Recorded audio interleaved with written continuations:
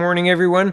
The memes tell a story, and well, I mean, this is in the public discord now. This is being talked about, and I mean, Canada's international headlines over this case, good or ill. And I don't think it's a good thing necessarily that that's what Canada's making international headlines for. I don't, not at all. However, the memes tell a story, and here's one I came across this morning. It's got Mr. Yanov in a purple dress saying, "You have to wax my genitals because I feel like I'm a woman." And the woman across from him says, "I feel like I'm being sexually assaulted." And yeah, poignant, right? Spicy memes right there because they're right on topic. Maxime Bernier is tweeting in the same vein, quote, "I thought we had reached that level of insanity in Canada with the wax my balls or you're a bigot case, but that probably beats it."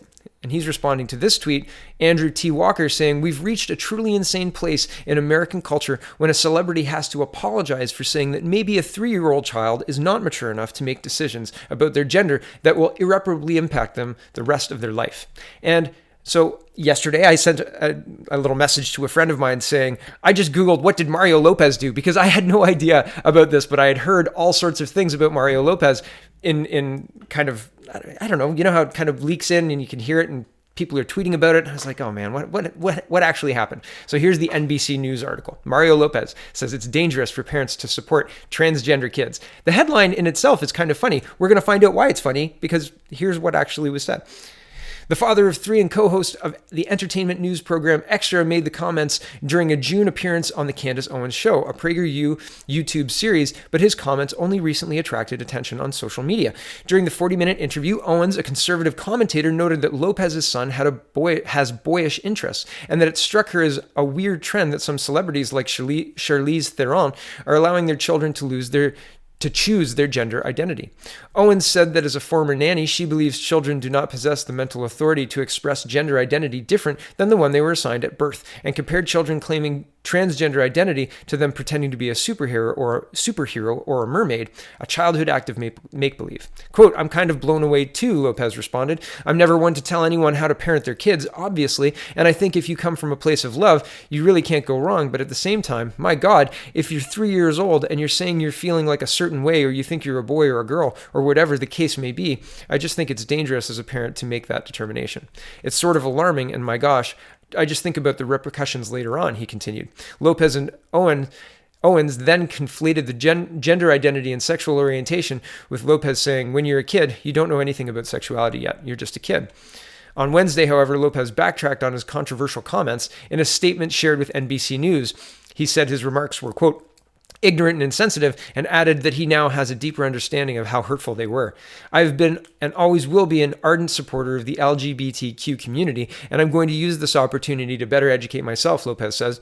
"Moving forward, I will be informed and thoughtful." Just noting here for you, the fact that NBC News is noting this as controversial statement is interesting, right? Like NBC News is telling you what to think about these comments. It's not a unbalanced way to report it. That's called yellow journalism, right? They're telling you how you should think about this controversial comment, because telling somebody that a 3-year-old shouldn't be worried about their sexual identity, yeah, that's right. They shouldn't be worried about their sexual identity. And I've been a child's mental health professional for 15 years of my adult life, and I went to school for it, etc. And that doesn't make me an expert, but at 3 years old, kids aren't worried about their sexuality. Generally. And I'm saying generally. There are some. And in those cases, well, things need to be looked at, usually, right? But for the most part, all of that stuff is just kids being kids. And when they hit puberty and when they become age of maturity, if they want to choose to identify a certain way, well, that's up to them. But we don't need to have 3-year-olds running around, and further, we don't need a Twitter mob telling an Extra host how to parent his 3-year-old, right? Like he was saying, I'm a parent and whatever. He was saying about him for the most part, right? And he says parents shouldn't make that determination. And it's unbelievable that a Twitter mob can get that whipped up. So what do you think, everyone? Tell me in the comments. I'm interested. Did Mario Lopez cross a line? I don't know. I don't think so. Okay, and here's Maxime Bernier weighing in, and he says, "Radical trans activism supported by the left and by pseudo-conservatives like Michelle Rempel is not only anti-woman, it's homophobic." And this is in response to, as a gay man, it says, "Like Mario Lopez, I also had a conversation about trans kids with real Candace O on PragerU. As a gay man, I think this trend is damaging. I'm sad that more gays and lesbians are too afraid to speak out, and I won't be bullied into an apology." And there's a link to that tweet, or a link to that article, and I haven't read it yet. Oh, it's a YouTube video, so I haven't watched it. So you could watch it, and I'll probably watch it after. The last story for this morning, the last story for this video for this morning, the National Post is reporting federal government spent $17.7 million on advertising in lead up to election moratorium. I wasn't going to report this story because I thought, how do they know it's advertising and not just, regular slush fund? Because Trudeau specifically promised that he wouldn't have partisan spending. That was one of the things that, evidently he didn't quite do. But the article actually goes into that, so we're going to read it. Here we go. Canadians can expect an onslaught of political advertising this fall as parties compete for their attention and votes by loading their television screens and social media feeds with promises and partisan attacks. Government advertising, meanwhile, will remain at a mandatory standstill until after the votes are counted and the results of a newly imposed spending moratorium on public awareness campaigns in the months leading up to the election.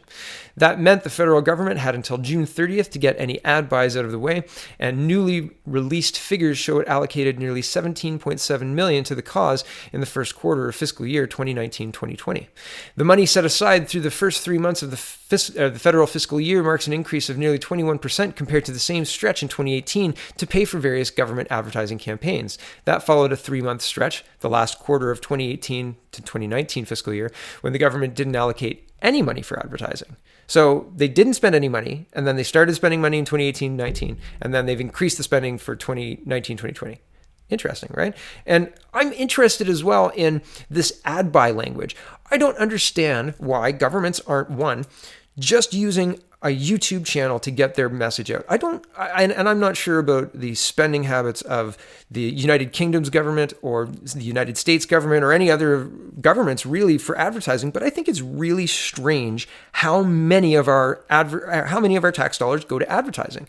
If I want to know about the government of Canada, I've got a lot of resources. The website is designed to be easy to use, et cetera, et cetera. I'm not sure why I need the government to spend money on advertising to hear it on the radio or to put it on CBC. Because the government's also spending money on ads on CBC, right? So they're giving them $600 million in bailouts. They're giving them directly funding them with a $1.2 billion purse. Plus they buy ads. So it seems inappropriate to spend that much money of Canadian taxpayer dollars advertising the platform. Use a YouTube channel. Say, hey, everybody, subscribe here. This is the Canada YouTube channel. And we're going to tell you about everything that you need to know right there. And maybe spend money on the production, but not on the actual running of the ads, on public radio and public television, et cetera, because it's unnecessary most of the time. Unless there's a public health reason to run an ad or something to that effect, there are reasons to communicate with the public, certainly, but not with a regular ad buy, not to promote certain programs. I mean, if the program's not being utilized, it's probably not being utilized. And most of the time I hear about shortages, not overuse, or not underuse, sorry. Okay, back to the article. I'm diatribing a little bit. Okay, the money set aside through the first 3 months of the federal fiscal year marks an increase of nearly 21% to the same stretch, blah, blah, blah. I've already said that. Okay. At first glance, the spending figures could suggest the Liberals ramped up awareness campaigns in an election year, making sure Canadians know about everything from tax credits to services available to seniors. But a spokesman for Treasury Board President Joyce Murray said the money is about 2/3 less than the $56.2 million the Conservatives allocated for the same period ahead of the 2015 election, including $11 million to promote the Harper Conservatives' federal budget. In the end, though, the outgoing Conservative government and the incoming Liberal government spent a total of $42.2 million in the 2015-16 fiscal year on advertising. While the previous Conservative government used government advertising for political gain, we have been giving Canadians the information they need in a responsible, non-partisan fashion. Faris Nathu, spokesman for Murray, wrote in an email. Sorry if I got your name wrong. He argued that has led to a smaller annual totals. The total number for what was actually spent in fiscal 2018-19 is not yet available, but the federal government allocated $35 million during that time. It also devoted $39.2 million to advertising in 2017-18. The figure for 2014-15, which is the last full fiscal year the Conservatives were in power, was $68.7 million. The Liberals campaigned in 2015 on a promise to ban partisan government advertising, following years of the Conservatives coming under fire for stamping their party logo on oversized novelty checks or otherwise injecting a dose of blue into announcements for infrastructure projects and other programs. Yeah, I didn't like that either. Back to the article. This being an election year, that math and history lesson did not stop their political rivals from seizing upon the spending increase. In a statement, Conservative MP Stephanie Kuzy accused the government of doing everything possible to stack the decks in the Liberal Party's favor before the election. A statement from NDP MP Daniel Blackie, sorry if I got that wrong, said that spending showed the unfairness of our electoral system because the incumbent party will use taxpayer money to make sure they are re-elected instead of using the money to make life better for Canadians. The Liberals said they would name an advertising commissioner who would help the Auditor General keep an eye on government advertising and make sure the messages do not stray into partisanship territory. They ultimately delegated that responsibility to a third party, asking Advertising Standards Canada, a self-regulating body for the industry, to review all ad campaigns costing more than $500,000. The result of the reviews, which are published online, suggests the industry body has asked and received changes to advertisements. Still, a report from the Auditor General this spring said the public funds could yet end up supporting partisan advertising due to inadequate controls. The watchdog flagged how only government advertising worth more than $500,000 is required to go through the review by the independent body, increasing the risk of partisanship in smaller campaigns, especially since there has been a shift towards less expensive digital advertising. Murray said that in May, the Treasury Board officials would review the spending threshold at which a review was required and examine how to better assess the risks associated with advertising on social media.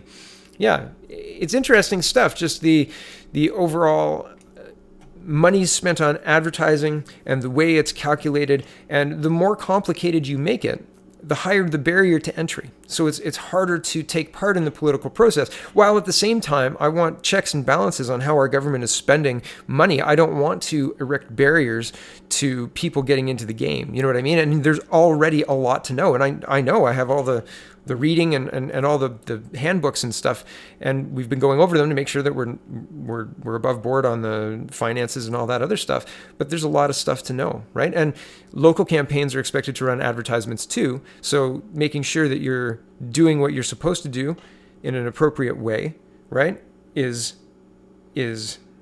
important. And when you run advertisements as a campaign, you're not spending taxpayer money, you're spending party money or donations to the EDA, right? So that's what you're spending. You're spending money from your party to help educate other people about your party to make it bigger.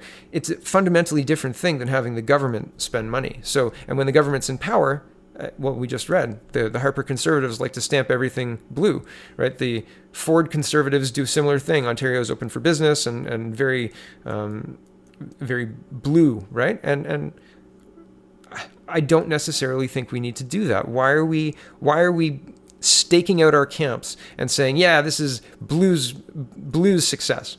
I think the better way is to have a robust conversation where we strive to a good compromise to get what everybody needs, but we actually get what we need. We don't get called names. We don't get vilified and silenced by it, right? That's the point. I've gone long on this one, and I've got another video coming right up. Thanks for watching, everybody. Check out thepeoplespartyofcanada.ca and have a wonderful, wonderful day.